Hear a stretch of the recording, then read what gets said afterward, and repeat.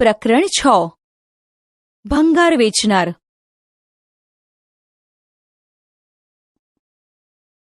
પ્રસ્તાવના.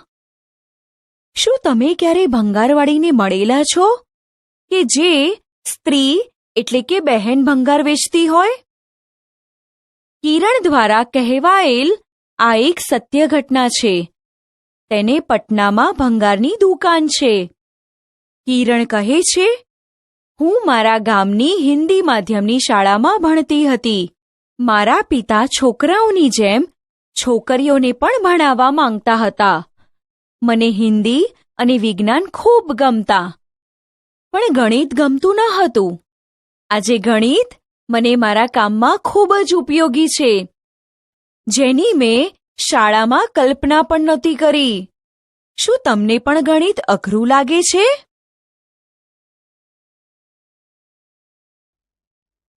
મહાવરો.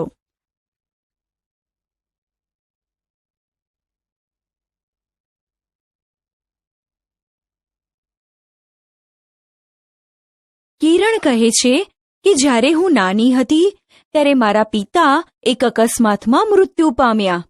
તેથી મારી માતા કેટલાક ઘરમાં નોકર તરીકે કામ કરતી હતી.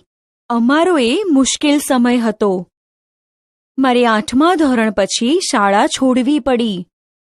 હું આગળ અભ્યાસ કરવા માંગતી હતી, પણ મારી માતાએ મારા લગ્ન કરાવી દીધા. મારા પતિનો પરિવાર માટીના કાચા મકાનમાં રહેતો હતો.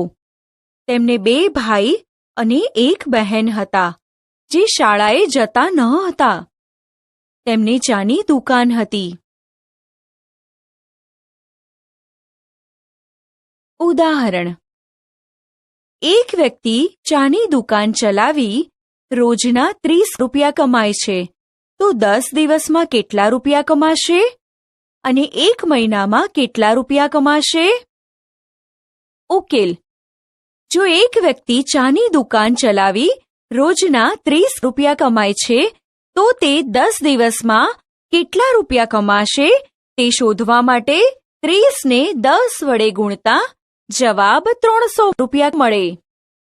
1 મહિનામાં કેટલા કમાશે તે શોધવા માટે 30 ને 30 વડે ગુણતા જવાબ 900 રૂપિયા મળે. નોંધ. જો 31 દિવસનો મહિનો હોય તો 31 ને 30 વડે ગુણવા.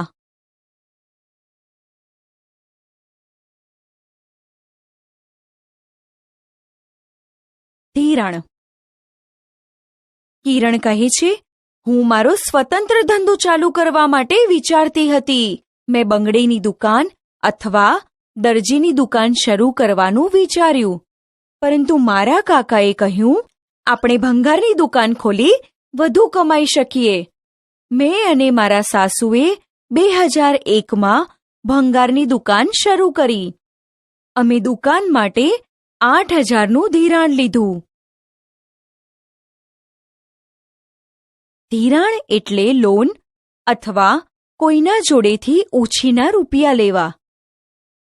કિરણ કહે છે, લોકો અમારા કામ માટે અમારા પર હસતા અને ચીડવતા હતા. તેઓ તેને ગંદુ કામ કે ગંદો વેપાર કહેતા, પણ હું તેવું નહોતી વિચારતી. હું જાણતી હતી કે એ અમારો વિચાર કામ કરશે. હવે અમારી પાસે વીજ સુવિધા સહિતનું પાકું મકાન છે. ફ્રીજ, ટીવી અને ગેસની સગડી પણ છે. મારા પતિના ભાઈઓ, બહેન અને મારી દીકરી પણ શાળાએ જાય છે. મારી પાસે મારી પોતાની 9 રિક્ષા છે. હું દરેકના 1 દિવસના 20 રૂપિયા ભાડા લેખે રિક્ષાઓ ભાડે આપતી. રવિવારે હું તે માટે કંઈ પણ રકમ લેતી ન હતી.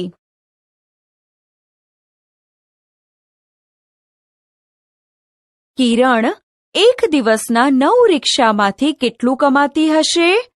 આનો ઉકેલ શોધવા માટે 20 ને 9 વડે ગુણતા જવાબ 180 રૂપિયા થાય. આ જવાબને આપણે બીજી રીતે આ પ્રમાણે મેળવી શકીએ. 9 વખત 2 એટલે 18 થાય અને 9 વખત 20 એટલે 180 થાય. અથવા 20 ગુણ્યા 10 બરાબર 200 રૂપિયા. એ 10 રિક્ષાનું ભાડું થાય. આમાંથી એક રિક્ષાનું ભાડું બાદ કરતા એટલે કે 200 ઓછા 20 બરાબર 180. મહાવરો.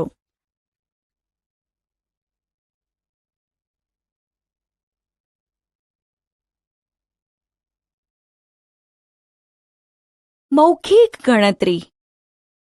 અહીં કેટલાક ઉદાહરણ છે જેની મૌખિક ગણતરી કરીને જવાબ આપીશું. 2 ને 6 વડે ગુણતા જવાબ 12 મળે. 20 ને 6 વડે ગુણવા હોય તો પહેલા 2 ગુણ્યા 6 એટલે 12 આવે. 20માં 2 પછી 1 શૂન્ય છે, તેથી 12 પછી 1 શૂન્ય મૂકીશું. તેથી 120 જવાબ મળે. 2 ગુણ્યા 60 કરતા પ્રથમ 2 ને 6 નો ગુણાકાર 12 આવે. 6 પછી 1 શૂન્ય હોવાથી 12 પછી 1 શૂન્ય મૂકીશું. તેથી જવાબ 120 મળે. 3 ગુણ્યા 42. અહીં 42 બરાબર 40 વત્તા 2. હવે 3 ગુણ્યા 42 બરાબર 3 ગુણ્યા 40 વત્તા 3 ગુણ્યા 2 બરાબર 120 વત્તા 6 બરાબર 126. મહાવરો.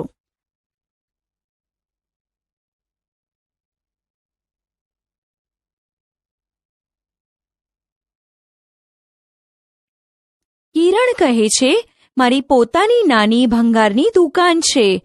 હું ભંગાર ભેગો કરવાવાળા પાસેથી ભંગાર ખરીદું છું. તેઓ ઘરે ઘરે જઈને હાથલારીમાં ભંગાર લઈ આવે છે. પછી હું તેને મોટી દુકાને વેચું છું. આ ભંગારનું કેટલું ચૂકવવું પડશે? કિરણે ભંગાર ભેગો કરવાવાળા પાસેથી થોડો ભંગાર ખરીદ્યો. આજનો ભાવ જોવા માટે ભાવપત્રક જુઓ.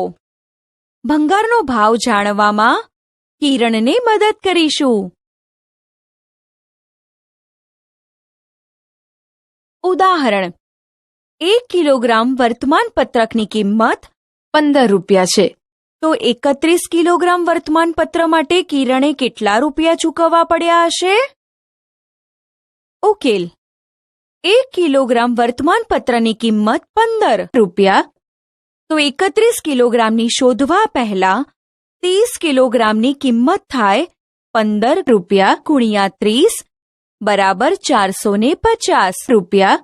અને હવે તેમાં 1 કિલોગ્રામનો ભાવ જે 15 રૂપિયા છે તે ઉમેરીએ તો થાય 450 રૂપિયા વત્તા 15 રૂપિયા બરાબર 465 રૂપિયા. આથી તે 31 કિલોગ્રામ માટે 465 રૂપિયા ચૂકવશે.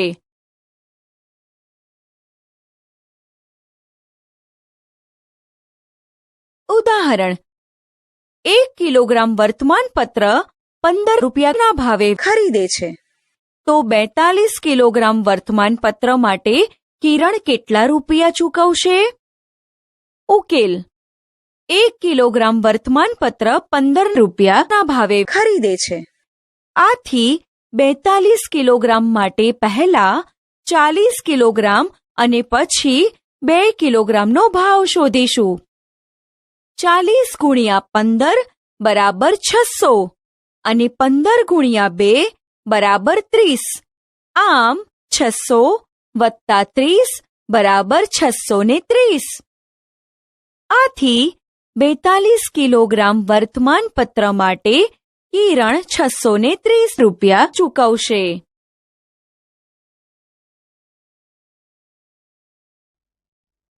મહાવરો.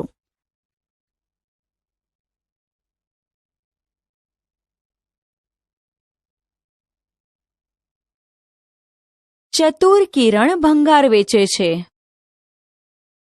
કિરણ પોતાનો ભંગાર મોટી દુકાને વેચે છે. તે પોતાના મોબાઈલ ફોન પર ભાવ ચકાસે છે અને જ્યારે તેને સારો ભાવ મળે છે ત્યારે તે વેચે છે. આજે તે પ્લાસ્ટિક, રદ્દી કાગળ, લોખંડ અને પિત્તળ વેચવા દીનુની મોટી દુકાને ગઈ.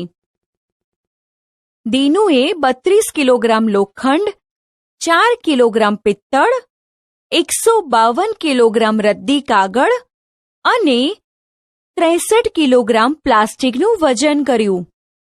અહીં દીનુની દુકાનનું ભાવપત્રક આપેલ છે.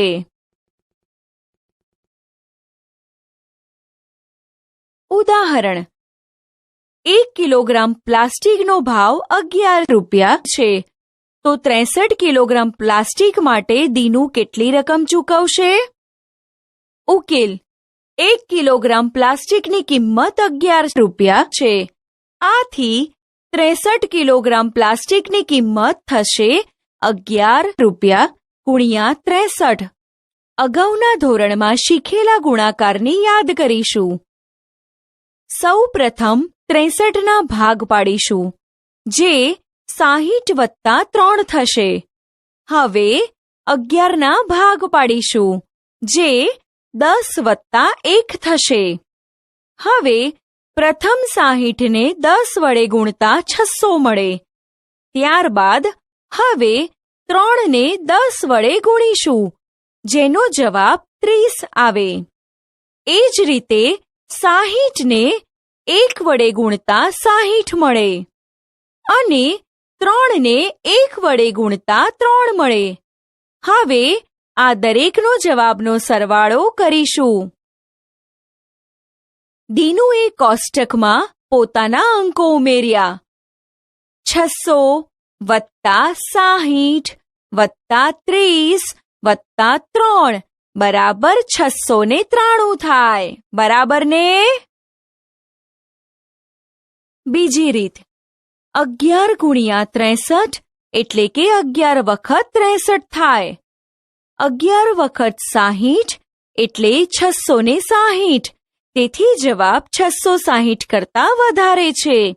જવાબ 700 કરતા ઓછો આવે, કારણ કે 60 વખત 11 એટલે 660 અને 3 વખત 11 એટલે 33. 660 અને 33નો સરવાળો 693 થાય. તેથી દીનુએ 63 કિલોગ્રામ પ્લાસ્ટિકના 693 ચૂકવ્યા હશે.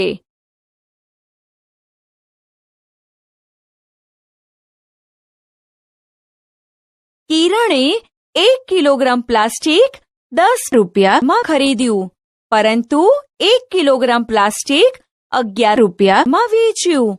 આમ 1 કિલોગ્રામ પ્લાસ્ટિક વેચતા તેણે 1 રૂપિયો કમાયો. માટે 63 કિલોગ્રામ પ્લાસ્ટિક વેચીને તેણે 63 રૂપિયા કમાયા. ઉદાહરણ: કિરણ 32 કિલોગ્રામ લોખંડ વેચે છે. 1 કિલોગ્રામ લોખંડનો ભાવ 24 છે, તો દીનુ 32 કિલોગ્રામ લોખંડના કેટલા રૂપિયા ચૂકવશે? ઉકેલ: 1 કિલોગ્રામ લોખંડનો ભાવ 24 છે, તો 32 કિલોગ્રામ લોખંડના રૂપિયા શોધવા 24ને 32 વડે ગુણીશું. સૌ પ્રથમ 32ના ભાગ પાડીશું. 30 + 2 થશે. હવે 24ના ભાગ પાડીશું, જે 20 + 4 થશે. હવે પ્રથમ 30ને 20 વડે ગુણતા 600 મળે. ત્યારબાદ 2ને 20 વડે ગુણતા 40 મળે. આ જ રીતે 30ને 4 વડે ગુણતા 120 મળે અને 2ને 4 વડે ગુણતા 8 મળે. આ બધાનો સરવાળો કરતા 600 + 120 + 40 + 8 બરાબર 768. આમ દીનુ 32 કિલોગ્રામ લોખંડના 768 ચૂકવશે.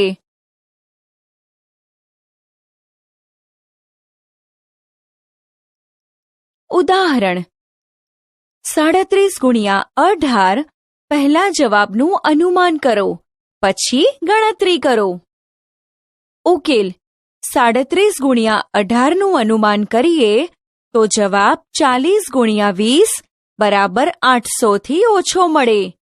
ચાલો ગુણાકારની ચકાસણી કરીએ. સૌ પ્રથમ 37ના ભાગ પાડીશું, જે 30 વત્તા 7 થશે. ત્યારબાદ 18ના ભાગ પાડીશું, જે 10 વત્તા 8 છે. પ્રથમ 30ને 10 વડે ગુણતા 300 મળે.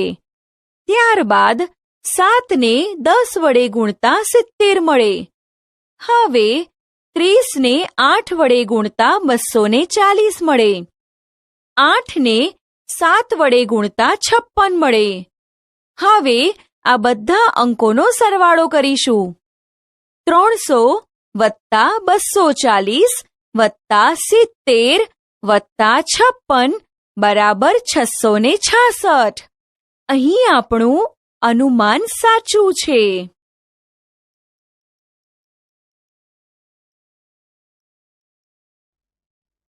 મહાવરો: